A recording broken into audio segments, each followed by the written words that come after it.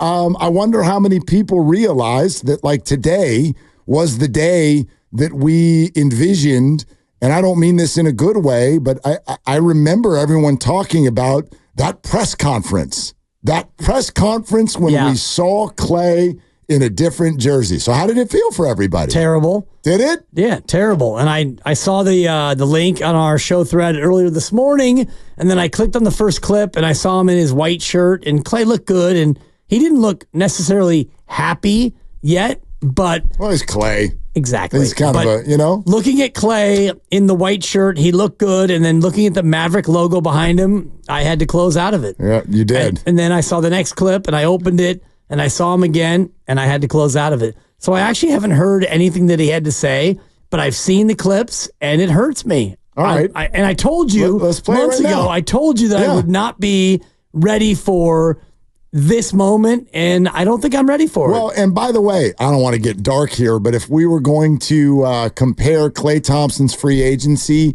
to, like, the death of a loved one, like, and I mean someone who's turned 85 or 90 or 95 or whatever, like, this is one of those where there was an illness, and you got warning, and then you got more warning, and then you got more warning, and you went and spent time with them because you thought, you know what, I don't know if we're going to get to see you again, so let me go make sure I see you, and then you see them, and you hug them a little bit extra long, and then they go. Yeah. This was not sudden. No. So, I mean, it could have, I guess it could have been worse, right? It could have been. Yeah, but still, it hits the same. And today is kind of the funeral where you go and it's open casket and you walk up there and boy, it did get dark. Well, and you led me there. Yeah, so I sure did. You walk up there and you look inside and you go, damn, okay, I guess now it's really real because you see that and I'm kind of in that moment where I'm kind of weeping over the casket. And it's funny because, and I'll get to this later in the show, but Steiny and Goo, or it might have been Guru who said something earlier about,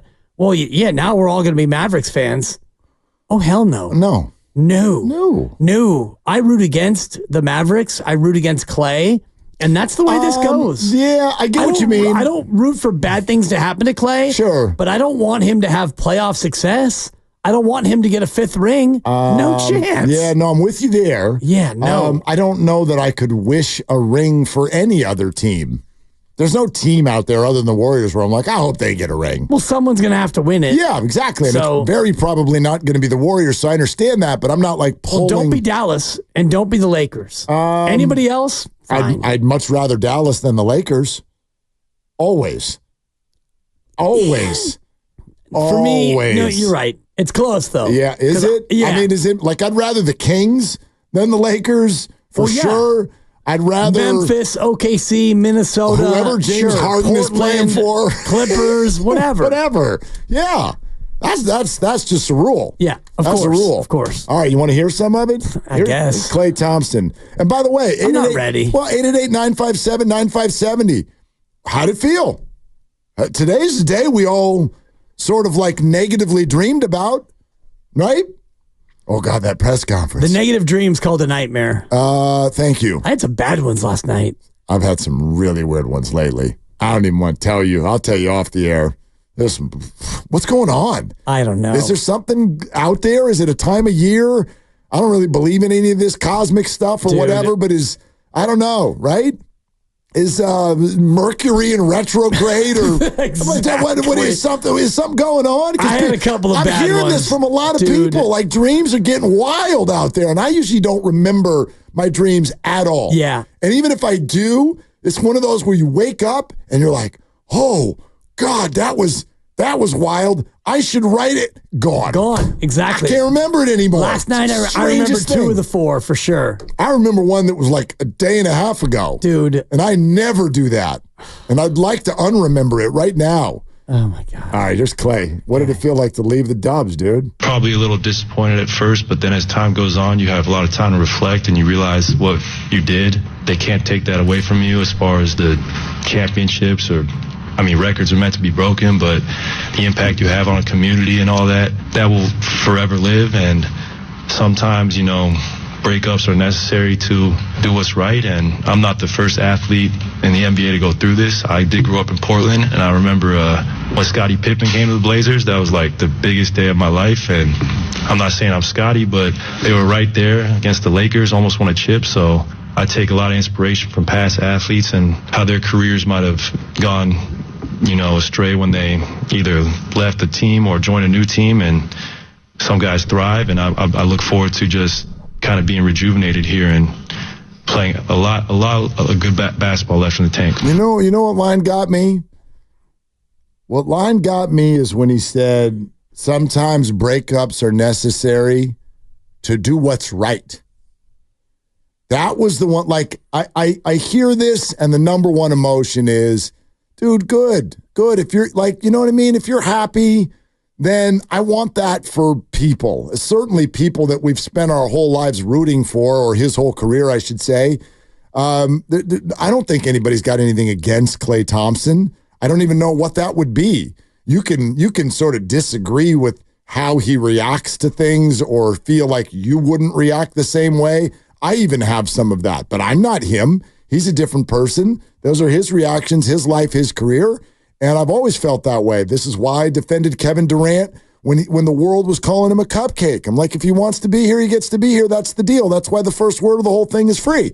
So if Klay wants to be on the Mavericks, cool. Klay, you are now on the Mavericks. Sometimes breakups are necessary to do what's right. And that's the one where there's a little dig in there. There's a dig in there that is essentially saying, Warriors, you were wrong. Or, I mean, what it tells me is that he was not happy being a Warrior for the last year or 2 years. Whether or not they were wrong or he was wrong, he had to get to a spot where he could do what's right for him. That's what I heard him say. It's not so much that what the Warriors did was wrong, although I do wonder if he thinks that because, he had a reported 2-year and $48 million offer on the table and he said, no, thank you. And then the next offer from them was no offer. Yeah. And then you wound up getting 3 for $50 with Dallas, where you could have had more with the Lakers, but you wanted to get somewhere where you could feel better about yourself. And so I wonder if he's feeling like that they were wrong or it was wrong. It feels to me like he was just looking for a change of scenery. By the way, dude, this is a quick aside, just because you brought it up. Do you buy that the Lakers offered him $4 and $80? No. Yeah. No. Gilbert Arenas, not that he's the authority on anything. Right. But Gilbert's like, that's absurd. He didn't get offered $4 and $80 from the Lakers. I do have a really hard time. The more I think about that, it's like you grew up idolizing Kobe. Your dad is their analyst, and they offered you an extra year and $30 million more dollars. And you said no. And you said no because you think Luka is like, because ring. I don't buy that.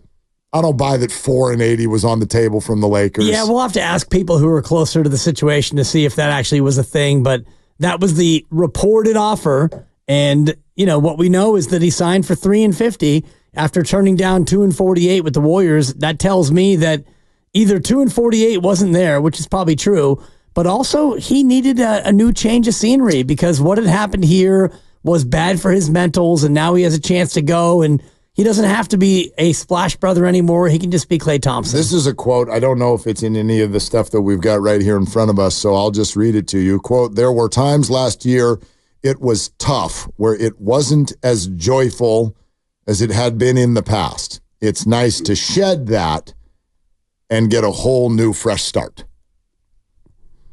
I mean, again, that's not breaking news. Like, we got that. I think we understand that. But he said it. He said it into a microphone today.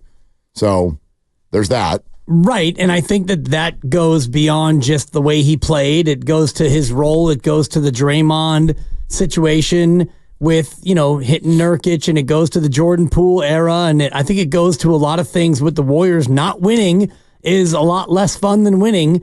We know that just from being athletes ourselves and being coaches and whatever. So, yeah, there was a lot more of a heavy burden on everyone surrounding the team the last 2 years. You think happiness is a choice?